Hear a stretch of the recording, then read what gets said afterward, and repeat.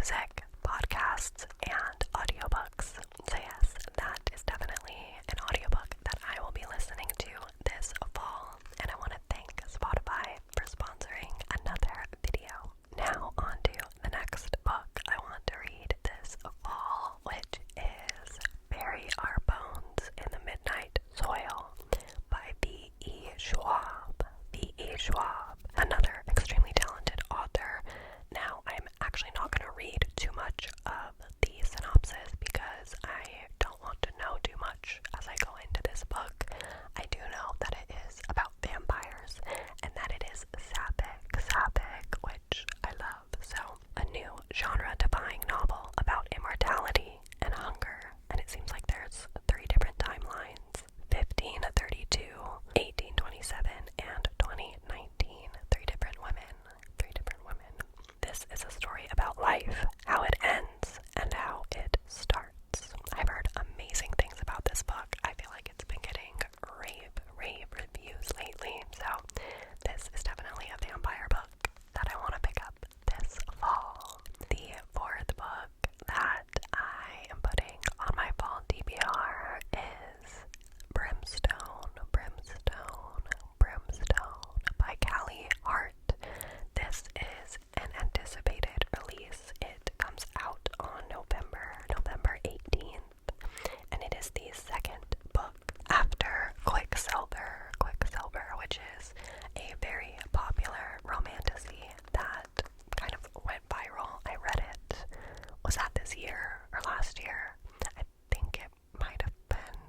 I actually have no idea. I read it recently. Now I cannot read the entire blurb because obviously it's the 2nd book and I don't want to give any spoilers, but I'll just read the little heading that says, "The New York Times best-selling romantasy series continues with more drama, higher stakes, and deadly consequences. Duty, blood, honor, and power." Bum, bum, bum. I'm really excited to see how Saris and Fisher's story continues. So this is definitely an anticipated release for me this fall. I guess for book number 5, we can talk about another anticipated release. This book comes out on November 25th, and I already have my copy pre-ordered. I am ready to go because this is the 4th and final book in the Legacy series, which is a really dark, please check your trigger warnings, dark fantasy romance series that follows a cast of characters, and there's several romances, a lot of drama, and you just kind of follow their character development. Didn't love the first 2 books as much, but the 3rd book I enjoyed quite a bit, and so I'm really excited to see how everything wraps up with Tessa and the rest of the characters. Again, I cannot read you the synopsis, but it says, "Prepare your hearts for the highly anticipated finale of the Legacy series." Bum, bum, bum. Now the next one. This is a thriller from one of my favorite thriller authors, and I feel like the fall is the best time to pick up a new thriller or mystery. I've just always been more of a thriller than like a mystery girl, but whatever floats your boat, you know. The thriller that I have on my TBR is Not Quite Dead Yet by Holly Jackson. Not Quite Dead Yet by Holly Jackson. The premise of this book is so fascinating. My entire Kindle just went blank as I was trying to read it. Excuse me. Right now. Oh, it's doing something. Okay, we're back. Okay, let's read the synopsis. In 7 days, Jet Mason will be dead. Jet is the daughter of one of the wealthiest families in Woodstock, Vermont. 27 years old and back home, she's still waiting for her life to begin. Until Halloween night, when she is violently attacked by an unseen intruder, suffering a catastrophic head injury. Doctors are certain that within a week, the injury will trigger a fatal aneurysm. Jet never thought of herself as having enemies, but now, in the 1 week she has left, she looks at everyone in a new light. As her condition deteriorates, she reconnects with her childhood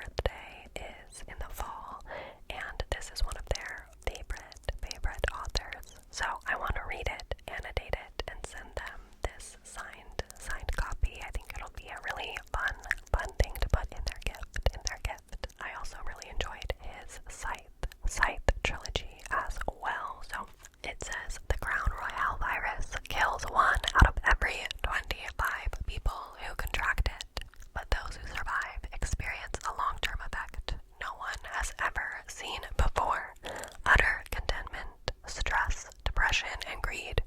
All negative feelings are gone, are gone, are gone.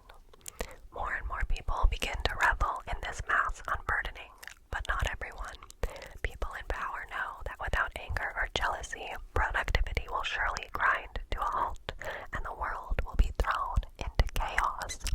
The race to find a vaccine begins, while a growing movement of recoveries plans ways to spread the virus as fast as it can. Both sides claim they're saving the world. Three teens from very different backgrounds, who've had their lives upended in very different ways, find themselves at the center of a power play that could change humanity forever. It sounds really poignant. Sounds interesting. Never read a book with this type of premise before, so this is definitely on my fall TBR. I believe the eighth book that is on my fall TBR is another book that I purchased recently. This is City of Gods and Monsters by Kayla Edwards. Now, I've been wanting to get to this for weeks and I keep putting it off. I've actually started it already. I've read the first 2 chapters, but I keep getting intimidated because she's thick. She's 800 pages or something. I don't even know. But this is a adult urban fantasy romance that sounds so good. It's also the first book in a long 5 or 6 book ongoing series. That's something that I really love in fantasy romance. I want to be with the characters for a really long time. I want to see lots of different character arcs and plot lines. And I've heard good things. About this one. So this is definitely a series that I want to sink my teeth into this fall. Let's read some of the back. Lauren Calla has only ever been ordinary.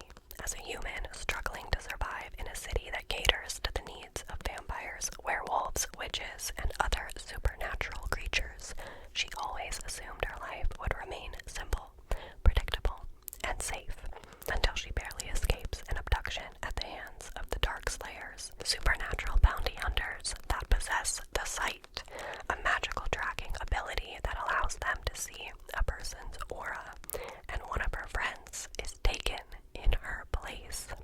The abductors are demanding a ransom. Lauren will do whatever it takes to get her friend back, even if it means accepting help from Dorian Castle, the leader of the 7 Devils, the most feared dark-slaying circle in the city. Ooh, sounds so good. You got a little bit of everything. You've got vampires, witches, werewolves, murder, and romance. Sounds like the perfect fall read to me. Maybe I'll read it on my Kindle for some reason. That makes it less scary. I don't know the science behind that. Speaking of Kindle, the ninth book on my fall TBR is on my Kindle.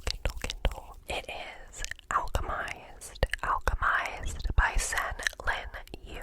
If you are familiar with, what is it called? Manacled, which is a Hermione fanfiction. I don't know that much about it. I just know it was a hugely popular fanfiction that kind of was reminiscent of Handmaid's Tale, but it is getting the serial numbers scratched off, the names changed and all that, and it is being formally published as its own story, and that is Alchemised. I was never really interested in reading Manacled when it was on AO3 and stuff, but now that it's getting published and it has nothing to do with Harry Potter, I'm intrigued and I'm wanting to check it out. It comes out on September 23rd, and it is another thick book with over 1,000 pages, but it's supposed to be a really intense dark fantasy. It says in this riveting dark fantasy debut, a woman with missing memories fights to survive a war-torn world of necromancy and alchemy, and the man tasked with unearthing the deepest secrets of her past. In the aftermath of a long war, Palladia's new ruling class of corrupt guild families and depraved necromancers holds Helena captive. According